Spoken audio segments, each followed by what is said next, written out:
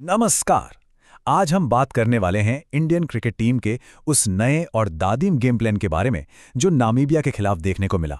देखिए, ये सिर्फ कुछ खिलाड़ियों का फेरबदल नहीं है, ये तो पूरी सोच में एक बहुत बड़ा बदलाव है। चलिए इसे जरा गहराई से समझते हैं। तो सबसे पहली और बड़ी बात यह है कि टीम मैनेजमेंट ने प्लेइंग 11 में एक नहीं, दो नहीं बल्कि तीन बड़े बदलाव किए हैं। और ये कोई मामूली रोटेशन नहीं है, इसके पीछे एक गहरी, सोची समझी रणनीति है जिसे हम आज डिकोड करेंगे। और यहीं पर सबसे बड़ा सवाल खड़ा होता है, क्या ये बस प्लेयर्स को आराम देने के लिए किया गया एक रोटेशन है, या फिर ये एक लंबी सोच वाली स्ट्रैटेजी का इशारा है? ये कदम साफ बताता है कि अब टीम मैनेजमेंट हर मैच को एक अलग चुनौती की तरह देख रहा है। तो इन बदलावों के पीछे की असल सोच क्या है? देखिए, बात बहुत सीधी है। अब टीम एक फिक्स्ड प्लेइंग 11 के भरोसे नहीं बैठेगी। नई रणनीति का नाम है अडैप्टेबिलिटी, मतलब हर मैच, हर पिच और हर विरोधी टीम के हिसाब से बेस्ट पॉसिबल टीम मैदान पर उतारना। ये टीम मैनेजमेंट की मानसिकता में एक जबरदस्त बदलाव दिखाता है। पहले क्या होता था, एक सेट टीम पर भरोसा किया जाता था, लेकिन अब फोकस है फ्लेक्सिबिलिटी पर। इसका मतलब सीधा है, जैसी पिच वैसे खिलाड़ी, जैसा सामने वाला वैसी हमारी तैयारी। चलिए अब बात करते हैं बैटिंग के नए ब्लूप्रिंट की। टीम मैनेजमेंट ने एक बहुत ही क्लियर और मल्टी लेयर्ड प्लान बनाया है। मतलब पारी के हर फेज के लिए एक अलग और साफ रणनीति तैयार की गई है। तो ये प्लान तीन हिस्सों में काम करता है।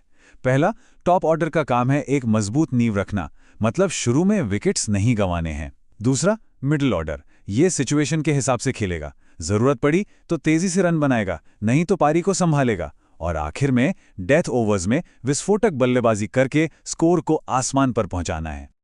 अच्छा, सिर्फ बल्लेबाजी ही क्यों, गेंदबाजी के लिए भी उतना ही सॉलिड प्लान तैयार है। यहां भी रणनीति को 3 फेज में बांटा गया है ताकि मैच के हर मोड़ पर टीम का दबदबा बना रहे। गेंदबाजी का प्लान भी बिल्कुल साफ है। पहला स्टेप, पावर प्ले में फुल अटैक करके शुरुआती विकेट्स चटकाओ। दूसरा, मिडल ओवर्स में स्पिनर्स और मीडियम पेसर्स से रनों की रफ्तार पर ब्रेक लगाओ। और तीसरा, डेथ ओवर्स में एकदम सटीक गेंदबाजी करके रन रोको और जो सेट बल्लेबाज हैं उन्हें पवेलियन भेजो। लेकिन आज का क्रिकेट सिर्फ बैटिंग और बॉलिंग का खेल नहीं रह गया है। टीम मैनेजमेंट ने 2 और बहुत जरूरी चीजों पर फोकस किया है जो किसी भी वक्त मैच का पासा पलट सकती हैं। इन्हें हम टीम का एक्स फैक्टर कह सकते हैं। ये एक्स फैक्टर्स हैं ऑलराउंडर्स और फील्डिंग। टीम में ऐसे जबरदस्त ऑलराउंडर्स हैं जो बल्ले और गेंद दोनों से बैलेंस देते हैं, और साथ ही ऐसे कमाल के फील्डर्स हैं जो सिर्फ रन नहीं बचाते बल्कि एक मुश्किल कैच पकड़कर पूरे मैच का रुख बदल देते हैं।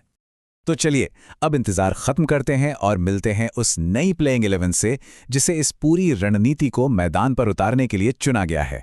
सबसे पहले बल्लेबाजी। ओपनिंग का जिम्मा मिला है ईशान किशन को। इनका रोल एकदम क्लियर है, पावर प्ले में जाओ और ताबड़तोड़ शुरुआत देकर सामने वाली टीम को शुरू से ही प्रेशर में डाल दो। उनका साथ देने और पारी को स्थिरता देने के लिए हैं संजू सैमसन, एक क्लासिक बल्लेबाज जो अपनी समझदारी और शानदार शॉट से किसी भी गेंदबाज पर हावी हो सकते हैं और किसी भी नंबर पर खेल सकते हैं। और फिर मिडिल ऑर्डर की रीढ़ तिलक वर्मा। ये वो खिलाड़ी हैं जो पारी को संभाल भी सकते हैं और जब जरूरत हो तो गियर बदलकर तेजी से रन भी बना सकते हैं। एक बहुत ही भरोसेमंद खिलाड़ी। टीम की कप्तानी है सूर्य कुमार यादव के हाथ में। अपनी 360 डिग्री बैटिंग से वो कभी भी कहीं से भी मैच का रुख बदल सकते हैं, और उनकी कप्तानी में भी वही बेखौफ और स्मार्ट अप्रोच नजर आती है।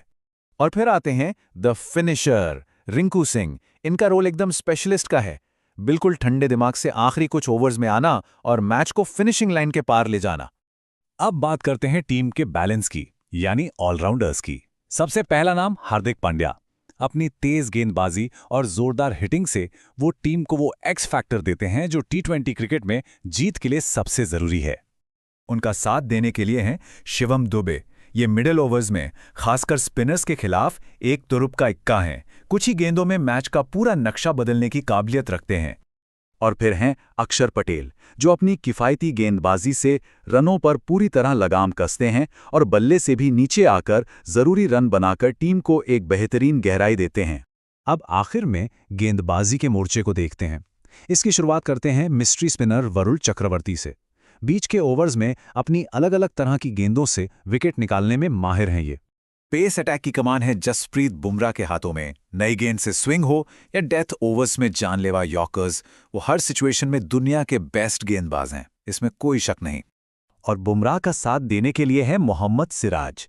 अपने जोश और आक्रामकता से नई गेंद के साथ शुरुआती झटके देने के लिए जाने जाते हैं। उनका एक ही काम है, शुरुआत से ही बल्लेबाजों पर दबाव बनाना। तो ये है वो पूरी टीम, वो 11 खिलाड़ी जिसमें हर किसी को एक बहुत ही स्पष्ट भूमिका दी गई है।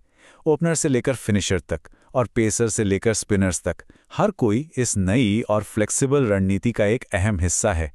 तो टीम तैयार है, रणनीति भी बन चुकी है। नामीबिया के खिलाफ ये मैच इस नई सोच का पहला टेस्ट था। लेकिन असली सवाल तो ये है कि क्या ये लचीली और आक्रामक रणनीति आने वाले समय में भारत के लिए सफलता की गारंटी बनेगी? खैर, इसका जवाब तो हमें मैदान पर ही मिलेगा।